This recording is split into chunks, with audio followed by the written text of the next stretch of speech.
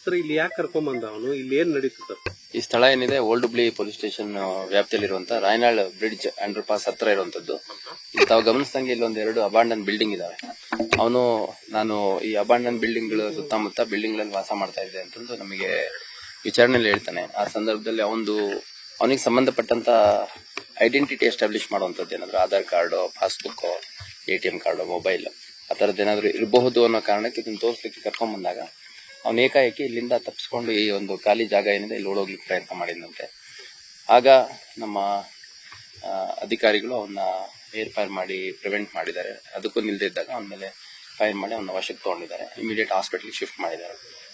ಇಲ್ಲಿ ನಮ್ಮ sub inspector ಮತ್ತೆ ಇನ್ಸ್ಪೆಕ್ಟರ್ ಅವರ ನೇತೃತ್ವದ ತಂಡ ಅವನಿಗಿಲ್ಲಿ ಹೆಚ್ಚುವರಿ ವಿಚಾರಣೆಗಾಗಿ ಕರ್ಕೊಂಡು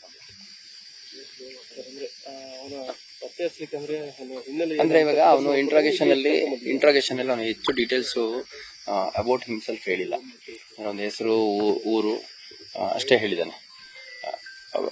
ಆಧಾರ್ ಕಾರ್ಡ್ ಅಥವಾ ಬೇರೆ ಯಾವ್ದಾದ್ರು ಸಿಕ್ಕರೆ ನಮಗೆ ಒಂದು ಐಡೆಂಟಿಟಿ, ಒಂದು ಎಲ್ಲಿಗೆ ಬಿಲಾಂಗ್ ಆಗ್ತಾನೆ ಅದೆಲ್ಲ ಪತ್ತೆ ಮಾಡ್ಲಿಕ್ಕೆ ಸಾಧ್ಯ ಆಗುತ್ತೆ ಅನ್ನೋ ಕಾರಣಕ್ಕೆ ಇಲ್ಲಿ ಇಟ್ಟಿರ್ಬೋದು ಅನ್ನೋ ಒಂದು ಊಹೆ ಮೇಲೆ ಅವನ್ನ ಕರ್ಕೊಂಡ್ ಬಂದಂತ ಸಂದರ್ಭದಲ್ಲಿ ಘಟನೆ ನಡೆದಿದೆ. ಅವನು ಇಲ್ಲಿ ಓಡ್ತಾ ಹೋದ. ಇಲ್ಲಿ ಬಂದು ಗಾಡಿ ಇವಾಗ ಏನ್ ನಿಂತಿದೀವಿ ಇಲ್ಲಿ ಗಾಡಿ ನಿಲ್ಸ್ಕೊಂಡು ಸ್ವಲ್ಪ ಮುಂದೆ ಗಾಡಿ ನಿಲ್ಸ್ಕೊಂಡು ಅವನ್ನ ಇಳಿಸಿ ಆ ಕಡೆ 1-2 ಬಿಲ್ಡಿಂಗ್ ಇದಾವೆ. ಮತ್ತೆ ಈ ಏರಿಯಾದಷ್ಟು ನಮ್ಮ ಸ್ಥಳೀಯ ಅಧಿಕಾರಿಗಳು ಕೂಡ ಅಂದಾಜಿಲ್ಲ.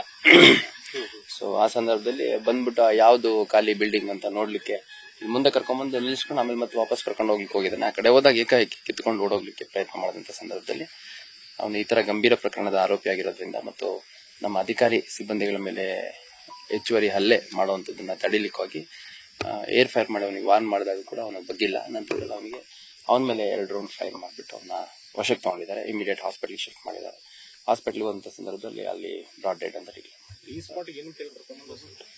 ಸರ್. ಇಲ್ಲಿ ಅವನು ಇಂಟ್ರಾಗೇಷನ್ ಮಾಡಿದಾಗ ಅವನ ಹೆಸರು ಮತ್ತೆ ಅವನ ಏಜ್ ಎಷ್ಟು ಅದಷ್ಟೇ ಡೀಟೇಲ್ಸ್ ಹೇಳ್ತಾನೆ. ಅದಕ್ಕೆ ಪೂರಕವಾಗಿ ಇವಾಗ ಅವನೊಂದು ಹೆಸರು ಹೇಳ್ತಾನೆ, ನಂದು ABC ನನ್ನ ಹೆಸರು ಅಂತ ಹೇಳ್ತಾನೆ.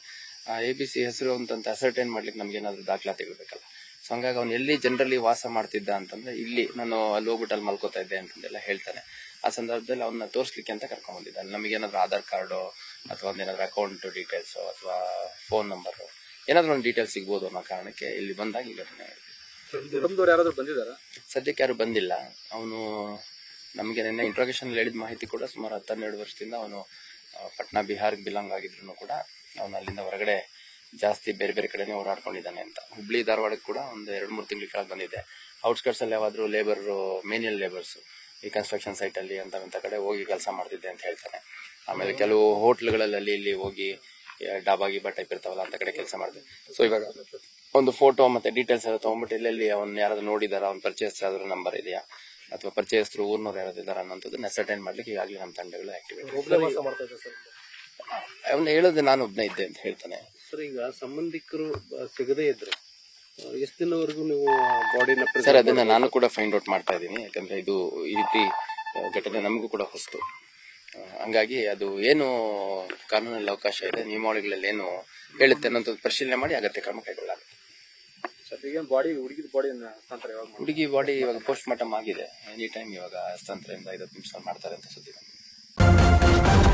ನ್ಯೂಸ್ ಫಸ್ಟ್ ನಿರ್ಭೀತಿಯಿಂದ ನಿಮ್ಮ ಪರವಾಗಿ.